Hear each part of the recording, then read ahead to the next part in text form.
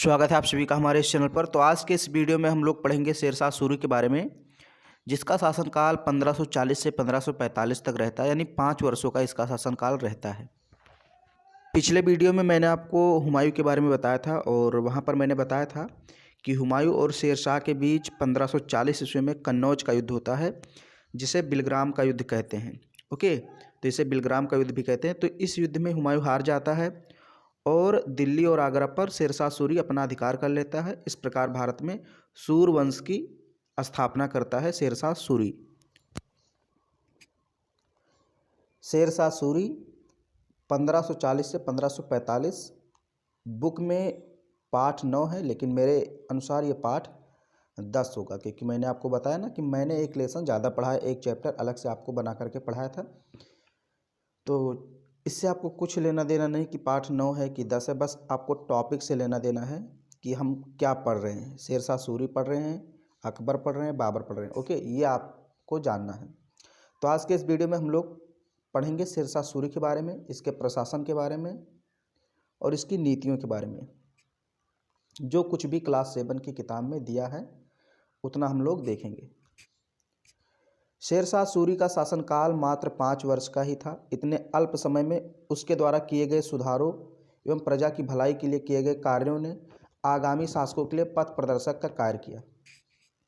Okay, मतलब शेरशाह सूरी का जो शासनकाल था बहुत कम था, लगभग 5 वर्ष का शासनकाल था, लेकिन उस 5 वर्ष में इसने इतने काम कर दिए जनता के हित में, जनता के कल्याण में, कि आने वाले जो आगे शासक हैं वो सब इसी का अनुसरण करते हैं। मतलब इतने अच्छे काम इसने किए कि अब आगे जो अकबर आएंगे या फिर जो अन्य शासक आएंगे वो इसका अनुसरण करेंगे, इसके कामों को फिर से दोहराएंगे। ओके, शेरशाह सूरी के बचपन का नाम फरीद था।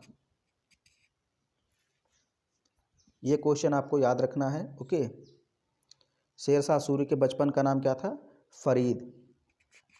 उसने अपने मालिक को बचाने के लिए शेर को मार डाला था, तभी से उसका नाम फरीद से शेर खां पड़ गया। तो कोई पूछ ले भाई फरीद जो था उसका नाम शेर खां कैसे पड़ा? तो हुआ क्या, एक बार ये अपने मालिक के साथ जंगल में शिकार करने गया था। ज़्यादा कहानी यहाँ पर मैं नहीं बताऊँगा, बट थोड़ा सा जान लीजिए कि अपने मालिक के साथ जंगल में शिकार करने गया था। तो वहाँ पर एक शेर का बच्चा जो है हमला करने वाला था, शेर का बच्चा। ओके, तो ये जो है फरीद उस शेर के बच्चे को मार डालता है और फिर उसके मालिक फरीद का नाम बदलकर शेर खां कर देते हैं। मतलब फरीद को शेर खां कहने लगते हैं, शेर को मार डालने के कारण। ओके, जौनपुर में उसने अरबी, फारसी, इतिहास तथा साहित्य का ज्ञान प्राप्त किया।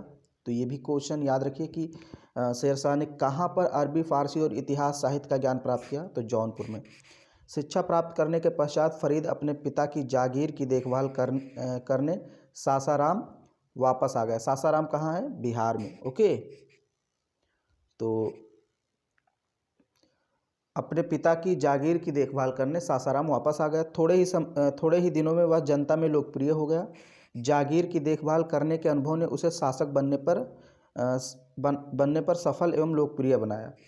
यानी कि धीरे धीरे वो जनता से मिलने लगा और जनता उसको समझने लगी, तो धीरे धीरे वो जनता के बीच एक लोकप्रिय व्यक्ति बन गया और जनता फिर उससे ये मतलब मांग करने लगी कि आप शासक बन जाइए। तो कुछ समय के पश्चात उसने बिहार के शासक के यहाँ नौकरी की। जो बिहार के शासक थे उनके यहाँ नौकरी की। वह बाबर की सेना में भी भर्ती हुआ। था। इस कारण उसे मुगलों के सैन्य संगठन का अच्छा ज्ञान था। आप सोचिए, हुमायूं को आसानी से शेरशाह ने कैसे हरा दिया? क्यों? क्योंकि इसको मुगलों के बारे में बेहतर जानकारी थी, उनके सैन्य संगठन के बारे में जानकारी थी। अब ऐसा जानकारी कैसे इसको प्राप्त हो गई? क्योंकि ये बाबर की सेना में था, काम किया था बहुत समय तक, इसलिए मुगलों के शासनकाल के बारे में, उनके सैनिक संगठन के बारे में, उनकी नीतियों के बारे में, योजनाओं के बारे में जानता था। इसीलिए इसने हुमायूं को आसानी से हरा दिया। धीरे धीरे शेर खां ने बिहार में अपना प्रभुत्व स्थापित कर लिया और संपूर्ण बिहार का शासक बन गया। चौसा एवं कन्नौज के युद्ध में मुगल शासक हुमायूं को पराजित कर 1540 में शेरशाह सूरी के नाम से भारत का सुल्तान बना। तो मैंने आपको बताया था चौसा का युद्ध 1539 में हुआ था, जिसमें शेरशाह ने हुमायूं को हरा दिया था। फिर 1540 में कन्नौज का युद्ध हुआ, जिसे बिलग्राम का युद्ध भी कहते हैं। उसमें भी हुमायूं को शेरशाह सूरी ने हरा दिया और दिल्ली, आगरा पर अधिकार करके भारत की शासन सत्ता अपने हाथ में ले ली। अब यहाँ पर देखिए, ये शेरशाह सूरी ने एक सिक्का चलाया था, इसको भी देख लीजिए। ओके, चांदी का सिक्का है, शेरशाह सूरी के द्वारा चलाया गया। फिर यहाँ पर अलाउद्दीन खिलजी की सैन्य संगठन एवं लगान संबंधी नीतियों से वह काफ़ी प्रभावित हुआ, अतः उसने अपने राज्य की व्यवस्था सुधारने के लिए निम्नलिखित कदम उठाए। तो अलाउद्दीन खिलजी के बारे में मैंने आपको पहले पढ़ा दिया है। जब मैं दिल्ली सल्तनत आपको पढ़ा रहा था तो उस समय मैंने अलाउद्दीन खिलजी के बारे में बताया था, इसकी नीतियों के बारे में बताया था थोड़ा बहुत, तो उसको आप पढ़ लीजिए। अलाउद्दीन खिलजी की नीतियों का अनुसरण करता है, उसकी नीतियों से काफ़ी प्रभावित हुआ था। तो जो काम अलाउद्दीन खिलजी ने किया था उसी टाइप का काम ये भी करता है। जैसे राजस्व संबंधी सुधार करता है, उसने भूमि की विविधता के आधार पर अलग अलग लगान निर्धारित की। ओके, उपजों की किस्मों के आधार पर कर निर्धारण किया जाता था। मतलब ऐसा नहीं था कि सारे क्षेत्रों से एक ही निश्चित रकम ली जाती थी, मतलब अलग अलग भूमि, जैसे भूमि भी कई प्रकार की होती, एक होती थी जहाँ बहुत ज़्यादा अनाज उपजता था, मतलब उपजाऊ, एक होती थी थोड़ी उपजाऊ, एक होती थी बिल्कुल उपजाऊ नहीं होती थी, तो उसके अनुसार कर लिया जाता था। जहाँ मतलब बहुत ज़्यादा उपजाऊ क्षेत्र है वहाँ से अधिक कर लिया जाता था राजस्व, जहाँ थोड़ा कम है वहाँ थोड़ा कम, और जहाँ उगता ही नहीं था, किसान बहुत कम मतलब खाने पीने के लिए उगाते थे, वहाँ से कर लेता ही नहीं था। ओके, और एक तो ये हो गया कि भाई खेतों के आधार पर वो कर लेता था।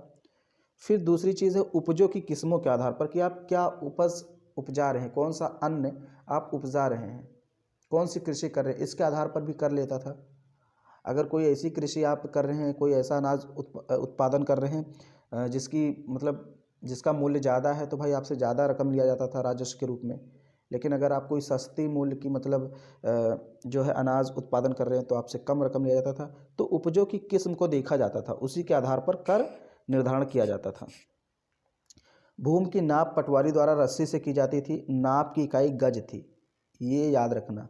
ओके, नाप की इकाई गज थी और पटवारी द्वारा रस्सी से इसकी नाप की जाती थी, मतलब भूमि को नापा जाता था, मापा जाता था कि भाई किस कृषक के पास कितनी भूमि है, उसी के अनुसार कर उससे लिया जाता था। किसान भूमि का विवरण सरकार को लिखित रूप में देते थे, जिसे कबूलियत कहा जाता था, और इससे किसानों का संपर्क सीधे सरकार से होने उनका उत्पीड़न बंद हो गया। अब चूंकि सीधे किसान शासक से संपर्क करते थे भाई, तो बीच के जो बिचौलिया होते थे जमींदार, इनका प्रभाव नहीं रहता था। अब जमींदारों का जब प्रभाव रहता था तो ये किसानों पर अत्याचार करते थे, उनसे मनमाने ढंग से कर की वसूली करते थे। तो अब चूंकि सीधे क्या होता था कि लेखा जोखा सरकार के पास होता था, भाई किसानों के पास कितनी ज़मीन है, कितना उनसे कर लिया जाना चाहिए। तो सीधे जो पूरा का पूरा ब्यौरा था वो शासक किसानों से ले लेता था, जिसे पट्टा और कबूलियत कहते हैं। ओके, मतलब पट्टा जारी करता था सरकार, सरकार का मतलब शासक सुल्तान, वो पट्टा जारी करता था। पट्टा मतलब एक लिखित दस्तावेज होता था और उस पर कुछ रकम लिखी होती थी, राजस्व और मतलब नाप लिखी होती थी भूमि की कि किसके पास कितना है। फिर वो मतलब किसान के पास जाता था तो उस पट्टे पर किसान अपना कुछ भी साइन करता था या उसको कबूल करता था कि हाँ मैं ये कर दूंगा। तो इसको बोलते थे पट्टा और कबूलियत की व्यवस्था। ओके, तो इसको किसने लागू किया था? शेरशाह सूरी ने। इससे जनता का शोषण नहीं होता था, जितना सरकार राजस्व तय करती थी उतना ही देना पड़ता था। ओके, तो किसानों का सीधे संपर्क सरकार से हो जाता था और उत्पीड़न बंद हो जाता था। नगद रूप में कर देने का आदेश था, मतलब आप नगद रूप मतलब नगद पैसा दीजिए, जो भी सिक्का सोना चांदी उस समय था उस रूप में आप राजस्व अपना दे सकते थे। फिर यहाँ अकाल या संकट के कारण फसल का नुकसान होने पर सरकार द्वारा इसकी क्षतिपूर्ति की जाती थी। मतलब कभी बाढ़, भूकंप या कुछ ऐसी प्राकृतिक आपदा आ गई जिससे आपके फसलों को काफ़ी नुकसान हो गया, तो इसकी क्षतिपूर्ति भी सरकार देती थी, जैसे आज की सरकारें करती हैं। उसने राज्य और किसानों के बीच सीधा संबंध स्थापित किया, इसे रैयतवाड़ी व्यवस्था कहते हैं। रैयत का मतलब होता है, यहाँ देखिए, रैयत का मतलब होता है जनता, यानी कि उसने सीधे जनता से संपर्क स्थापित किया, बिचौलिए के माध्यम से कर की वसूली नहीं की। ओके, तो ये बहुत अच्छी व्यवस्था थी शेरशाह सूरी की। सीधे राज और जनता के बीच संबंध स्थापित किया, जिसे रैयतवाड़ी व्यवस्था कहते हैं। फिर आगे हम लोग देखते हैं, 1 मिनट, इसको मैं ऊपर लेकर जाता हूँ। सैन्य संगठन एवं चुस्त प्रशासनिक व्यवस्था। तो अभी तक मैंने आपको बताया राजस्व संबंधी सुधार। अब हम सैन्य संगठन की बात करते हैं। सैनिक शक्ति बढ़ाने के लिए अपनी सेना का संगठन किया, डाक व्यवस्था के लिए डाक चौकी होती थी। यहाँ से डाक घोड़े द्वारा पहुँचाई जाती थी। अधिकारियों को नियमित रूप से वेतन दिया जाता था। कोई भी व्यक्ति सीधे शेरशाह सूरी से मिल सकता था। मैंने आपको बताया ना कि जो शेरशाह सूरी था उसने जनता और शासक के मध्य या जनता और राज के मध्य सीधे संपर्क स्थापित किया था। बिचौलिए का कोई काम नहीं था, इसलिए कोई भी व्यक्ति सीधे शेरशाह से मिल सकता है। अगर किसी किसान से राजस्व कर ज़्यादा लिया जा रहा है, टैक्स वसूली ज़्यादा की जा रही, तो वो किसान सीधे शासक से मिल सकता था, यानी शेरशाह सूरी से मिल सकता था और अपनी परेशानी, प्रॉब्लम सब कुछ बता सकता था। अब यहाँ पर देखिए कुछ प्रशासन के बारे में बताया गया कि भाई प्रशासन को उसने कैसे विकेंद्रीकृत किया।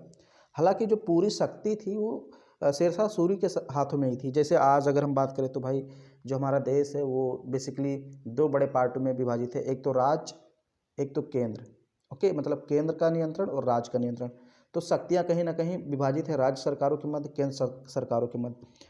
तो यही काम मतलब शेरशाह सूरी ने किया था, लेकिन थोड़ा सा अंतर ये है कि पूरी शक्ति शेरशाह सूरी के ही हाथों में थी। हाँ, वो अलग बात है कि उसने अपनी शक्तियों में से कुछ शक्ति छोटे छोटे प्रांत के अधिकारियों को दे दिया शासन चलाने के लिए, लेकिन जब चाहे जब उनसे शक्ति ले सकता था।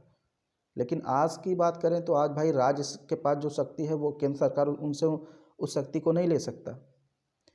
ओके, तो यही अंतर है, बाकी सब कुछ एक जैसा था। जैसे जो पूरा उसका जो प्रशासन था, सल्तनत था, उसको कई, देखिए सबसे पहले एक साम्राज्य होता था। साम्राज्य को कई प्रांतों में बांट दिया जाता था और प्रांतों को कई सरकारों में बांटा था।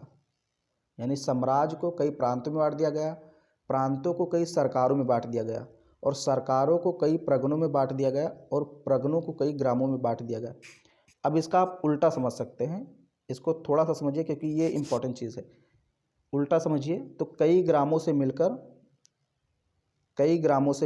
एक प्रगना बनता था। ये देखिए, कई ग्रामों से मिलकर एक प्रगना बनता था, कई प्रगणों से मिलकर एक सरकार बनती थी, और कई सरकारों से मिलकर एक प्रांत बनता था, और कई प्रांतों से मिलकर एक आपका साम्राज्य बन जाता था, जिसका मुखिया जो होता था सुल्तान होता था। तो यहाँ देखिए, जो सबसे बड़ा साम्राज्य होता था, सबसे बड़ा प्रांत होता था, उसका मुखिया सुल्तान होता था।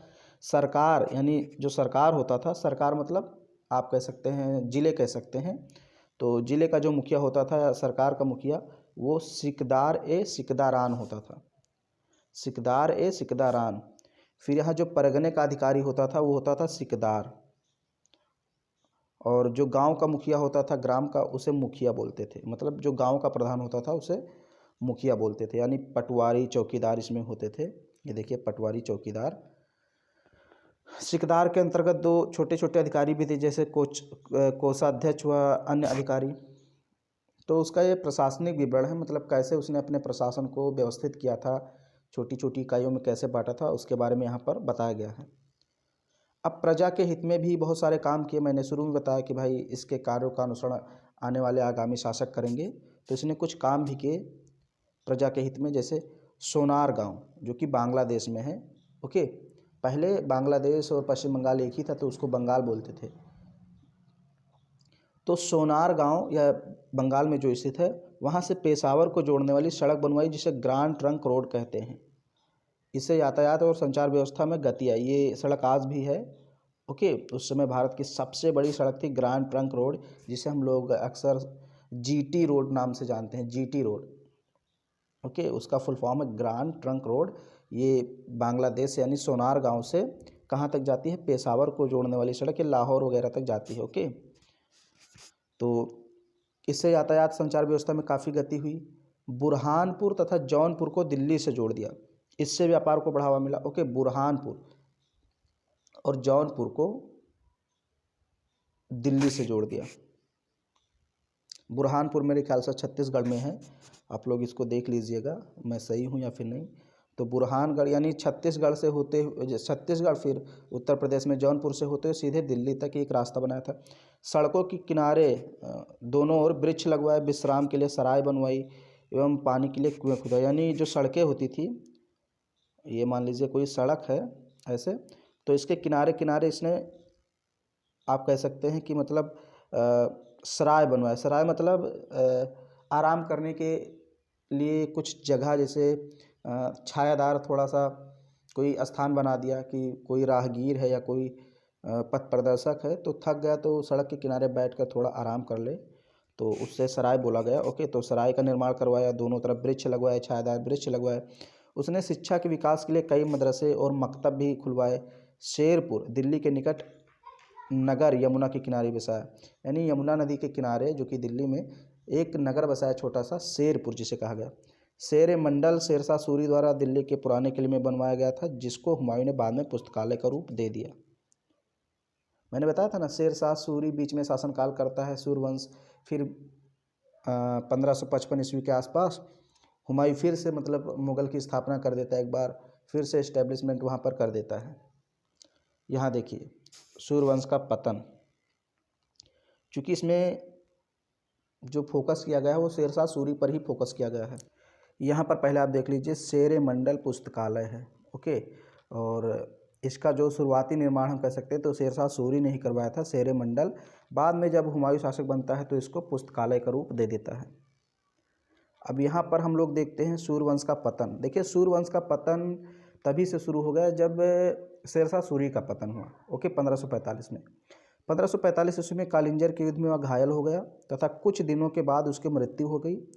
शेरशाह सूरी की मृत्यु के पश्चात उसके उत्तराधिकारियों ने 10 वर्षों तक शासन किया, यानी कि 45 में मृत्यु हुई और 10 वर्ष जोड़े तो 55, यानी 1555 ईस्वी तक शेरशाह सूरी के उत्तराधिकारियों ने शासन किया।